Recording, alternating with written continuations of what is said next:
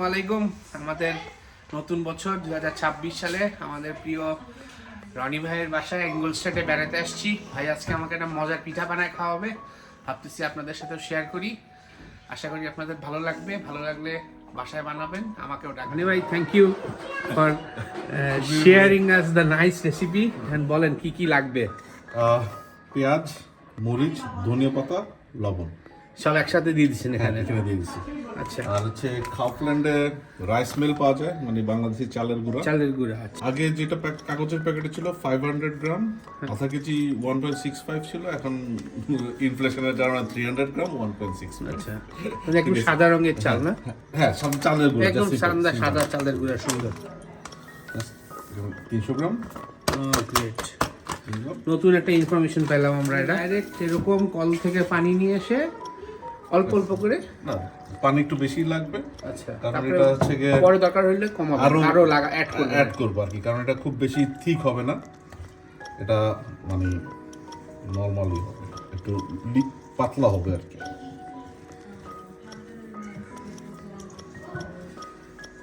রনি ভাইয়ের সুন্দর কিচেনের অবস্থা ভালো না? এলোমেলো কিচেন কি বলেন, সব তো অর্গানাইজড। একটু তো এলোমেলো হবেই, বাট এই জিনিসটা আমার ভালো লাগছে। গরম আচ্ছা, আপনি গরম করতে দিয়ে দিচ্ছেন আপনি না এটা? আচ্ছা, তার মানে এখানে ভাই মাখায় মনে হইলো যে আরো পানি লাগবে, কারণ এই জিনিসটা হলো যে একদম লিকুইডের মতো, মানে একটু থিক লিকুইড আর কি, তাই তো? এটা দেখায় না আপনি কনসিস্টেন্সিটা। পেঁয়াজ, কাঁচা মরিচ, ধনিয়া পাতা, এটা হলো মেইন ইনগ্রেডিয়েন্ট। আর এর জন্য লবণ, কোনো অন্য মরিচের গুঁড়া টুড়া দরকার নেই।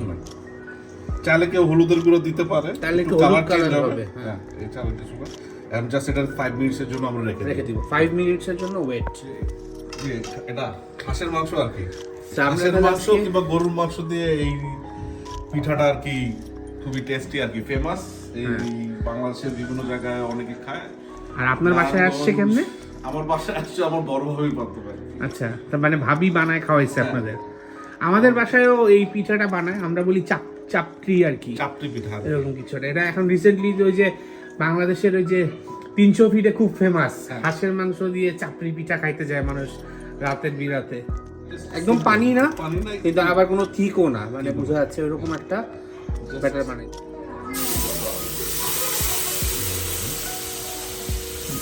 একটা পিঠার জন্য মোটামুটি 1.5 চামচ করে দেওয়া সাইজ হলো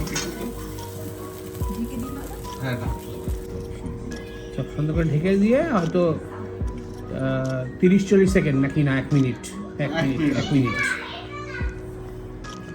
তেল, হালকা তেল ব্রাশ করে দিলে ভালো, তাহলে নিচটা সুন্দর শিওর শর্ট ক্রিস্পি হয়। পিঠাটা আমরা এক্সাইটমেন্টের কারণে উঠানোর সাথে সাথে খেয়ে ফেলছি, ভিডিও অন করতে ভুলে গেছি। তো এখন নেক্সট পিঠাটা দেওয়া হচ্ছে। আমরা একটু তেল ব্রাশ করে নিছি,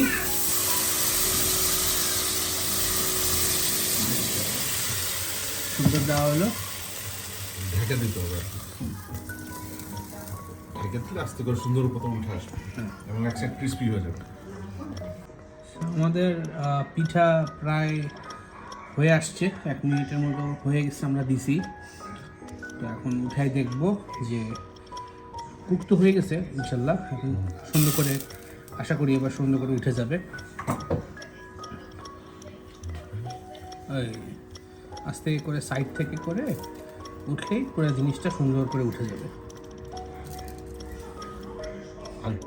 আরেকটু হবে। আচ্ছা, মাঝের দিক দিয়ে। নেক্সট পিঠার জন্য আমরা আরেকবার দিচ্ছি।